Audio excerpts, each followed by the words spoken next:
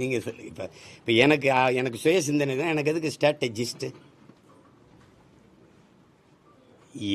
ஒரு தலைவன் ஒரு படையை வழி நடத்தினால் அது படையாக இருக்கும். ஒரு தலைவனே ஒரு படை வழி நடத்தினா அது படையாக இருக்காது. அது புரியுதா? இந்த மாதிரி பாடை தான் வரும். விளங்குதுன்னு நினைக்கிறேன். அதனால அதை போய் பேசி பயன் இல்லை. இனிமேல் இருக்கிற தலைமுறையாவது கற்பித்து எது அரசியல், எது நாட்டுக்கு மக்களுக்கு நல்லது, எதை நோக்கி நம்ம பயணிக்கணும்னு கற்பித்து கொடுக்கணும். இவ்வளோ பேர் செத்து கிடக்கிறான். மறுபடி குஷி படம் மறு வெளியீடு வந்ததுக்கு போய் திரையரங்க வாசலில் இளம் பெண்களும் பிள்ளைகளும் போட்டு ஆட்டம் போட்டுக்கிட்டு இருக்கிறத பார்க்கும்போது மனசு எப்படி நிம்மதியாக இருக்குமா? இல்லை உறக்கம்தான் வருமா அவங்களுக்கு? எதை நோக்கிடா நம்ம சமூகம் போயிட்டுருக்கு, நாடு போயிட்டுருக்குன்னு பதட்டம் வராதா?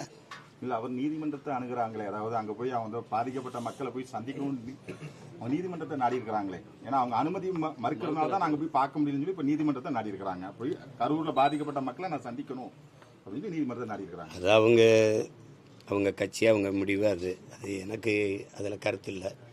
அவங்க போய் பார்க்குறதில்ல, அதில் கருத்து இல்லை. எனக்கு அது இல்லை. அதாவது அவர் தம்பியோட அந்த காணொலியை பார்க்கும்போது அவருக்கு அதில் அவர் பேசுனதில் அவருக்கு இதயத்துக்குள்ளே காயமோ வலியோ இல்லை. இருந்தால் அந்த மொழியில் அது வெளிப்பட்டுருக்கும். அது இல்லை. அதை கேட்கும்போது கஷ்டமாக இருக்குது. இப்போ நான் பேசி காட்டுறேன் பாருங்கள். இந்த மாதிரி என் மீது பேரன்பு வைத்து நீண்ட காலமாக நேசித்த என் அன்பு சொந்தங்கள், நான் இந்த மாதிரி பரப்புரை பயணத்தில் வரும்போது என்னை பார்க்க வந்து நீண்ட நேரம் கால்கெடுத்து எனக்காக நின்றீங்க. உங்களுக்கு நான் என்ன நன்றி கடன் எப்படி செலுத்த போகிறேன்னு தெரியல. நம்ம எல்லாரும் சேர்ந்து ஒரு நல்ல அரசியலை உருவாக்கி நல்ல ஆட்சியை நம்ம உருவாக்குவோம். இந்த மாதிரி ஒரு கொடும் துயர நிகழ்வு நிகழ்ந்துருச்சு. பச்சிலம் குழந்தைகள் இறந்ததெல்லாம் எனக்கு மிகுந்த மன வலியை தருது. அதில் இவ்வளோ பேர் உயிரிழந்திருக்காங்க. அதுக்கு நானும் காரணமாயிட்டேன். இப்போ இந்த நிகழ்வை பொறுத்த வரைக்கும் தம்பி விஜய் அந்த இடத்துக்கு பரப்புரைக்கு போனதுனால தான் இது நிகழுது. நான் போகலைன்னா அது நிகழாதுல்ல. நான் போனதுனால தான் நிகழுது. அப்போ காரணம் யார்?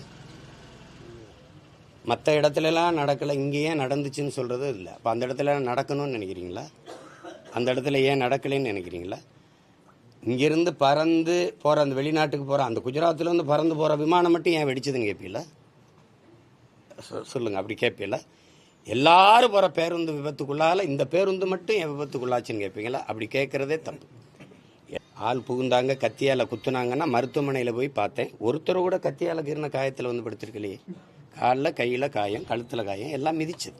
அவங்களே சொல்கிறாங்க, மயங்கிட்டோம், கீழே விழுந்தோன்னா மிதிச்சிட்டாங்க. சில பேர் நாங்கள் போகிறோன்னா இல்லை தலைவர் வந்துடுவார், நில்லுங்கன்னு எங்களை நிறுத்திட்டாங்க. அதில் நெரிசலில் சிக்கிட்டோம், மயக்கம் வந்துடுச்சு. இதான் சொல்கிறாங்க. ஏன்னா காலையிலேருந்து சாப்பிடல, நீர் அருந்தேன்.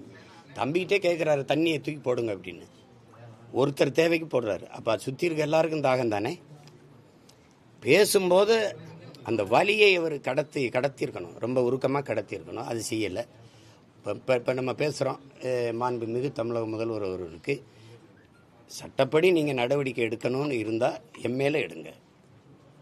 என்னை நம்பி வந்தவர்களை, என் உடன் இருக்கிறவர்களை நீங்கள் கைது செய்ய வேண்டாம், அவர்கள் மேலே நடவடிக்கை எடுக்கலாம். இதுக்கு நான் தான் பொறுப்பு, என் மேலே நடவடிக்கை எடுங்க. இப்படி தான் பேசியிருக்கணும்.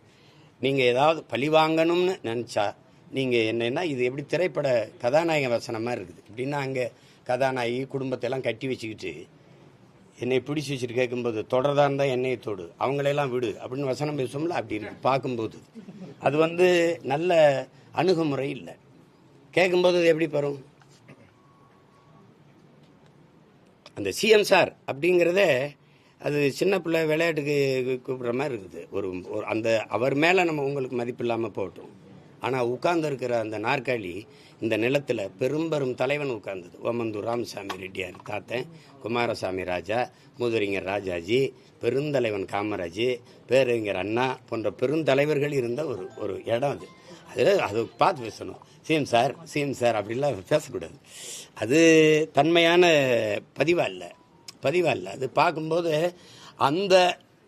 அந்த இறப்பை விட வலியாக இருக்குது நமக்கு. அதுக்கு பின்னாடி நடக்கிற நிகழ்வுகள் இருக்குல்ல, அதை விட வேதனையை தருது. அதுதான் சங்கடங்களாக இருக்குது. திரும்ப இதை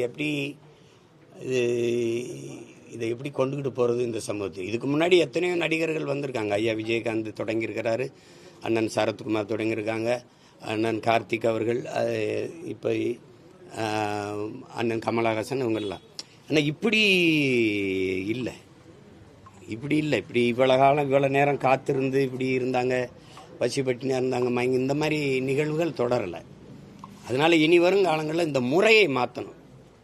இந்த தெருவாக போய் கேட்குறது, ஊர் ஊராக போய் கூட்டம் போடுறது, எல்லா நாடுகளையும் பார்க்குறீங்க நீங்கள். வளர்ந்து விட்ட நாடுகள், வளர்ந்து கொண்டிருக்க நாடுகள், ஆப்பிரிக்க நாடுகள், இல்லை அமெரிக்கா, ஆஸ்திரேலியா, ஐரோப்பிய நாடுகள் எல்லாம் யாராவது இப்படி போடுறாங்களா கூட்டம்னு பாருங்கள். ஒரு இடத்த கொடுப்பாங்க, அந்த உட்காந்து இவர் இப்போ அமெரிக்கானா பைடன் பேசுவார், ட்ரம்ப் பேசுவார், ஹிலாரி கிளின்டன் பேசுவாங்க, ட்ரம்ப் பேசுவாங்க, அப்படி தான் பேசுவார். இவர் பேசுறது ஏற்புடையதுன்னா ஓட்டு போடுவாங்க, இவர் பேசுறது ஒரு அரங்கத்துக்குள்ள இருப்பாங்க. மற்றபடி இன்னைக்கு உள்ளங்கையில் எல்லார்ட்டையும் ஊடகம் இருக்குது. எல்லாரும் நீங்கள் இவ்வளோ ஊடகம் இருக்கீங்க, சீமான் என்ன பேசுகிறார், ஐயா ஸ்டாலின் என்ன பேசுகிறார், ஐயா எடப்பாடி என்ன பேசுகிறார், தம்பி விஜய் என்ன பேசுகிறாருன்னு கொண்டு போக போகிறீங்க. யார் பேசுறது ஏற்புடையதோ அவங்களுக்கு வாக்கு செலுத்த போகிறாங்க. எவ்வளோ எளிமையாக போயிருது பாருங்க. அதை விட்டு போய் ஒரு 30 நாள் இன்னி பாருங்கள், மார்ச்சிலிருந்து ஏப்ரல் 2 மாதம் வெயிலில் போய் கத்தி, மக்களுக்கும் தொல்லை, நமக்கும் தொல்லை, பெரிய பொருள் செலவு. ஒரு வளர்ந்து கொண்டிருக்கிற ஏழ்மையில் சிக்கியிருக்கிற வறுமையில் இருக்கிற ஒரு நாட்டின் அணுகுமுறையாக இது இல்லை. இந்த முறையவே முதல்ல தகர்க்கணும், மாற்றணும்னு நான் நினைக்கிறேன். நீங்கள் இல்லைன்னா ஒரு தலைவருக்கு ஒரு 1/2 மணி நேரம் ஒரு நாள் கொடுத்துருங்க. இன்னைக்கு உங்கள் நேரம், நீங்கள் 1/2 மணி நேரம் பேசலாம், எல்லா தொலைக்காட்சியும் எடுப்பாங்க. தேர்தல் ஆணையமே சொல்லிட்டா நான் என்ன நாட்டுக்கு நான் ஆட்சி அதிகாரத்துக்கு வந்தால் என்ன செய்வேன், நான் பேசிட்டு போகிறேன். அப்புறம் நீங்கள் பேசிட்டு போங்க. இப்போ நீங்கள் பேசிட்டு போங்க. கேட்குற மக்களுக்கு எது சரியாக இருக்கோ வாக்கு செலுத்திட்டு போகட்டும். இந்த மாதிரி சிக்கல்கள் வராதில்ல. அந்த இடத்துல கூடுற மக்கள் இல்லை, எத்தனை பேருக்கு அங்கே சுற்றி வாழ்கிறவங்களுக்கு போக்குவரத்து நெரிசல், அதை எவ்வளவு பேருக்கு அந்த அக்கம் பக்கத்தில் குடியிருக்கிற வீட்டுக்காரங்களுக்கு எவ்வளவு நெரிசல், எவ்வளவு இடையூறு, அதெல்லாம் பார்க்கணும். இனி வரும் காலங்களில் பார்க்கணும். ரொம்ப கவனமாக கையாளணும்.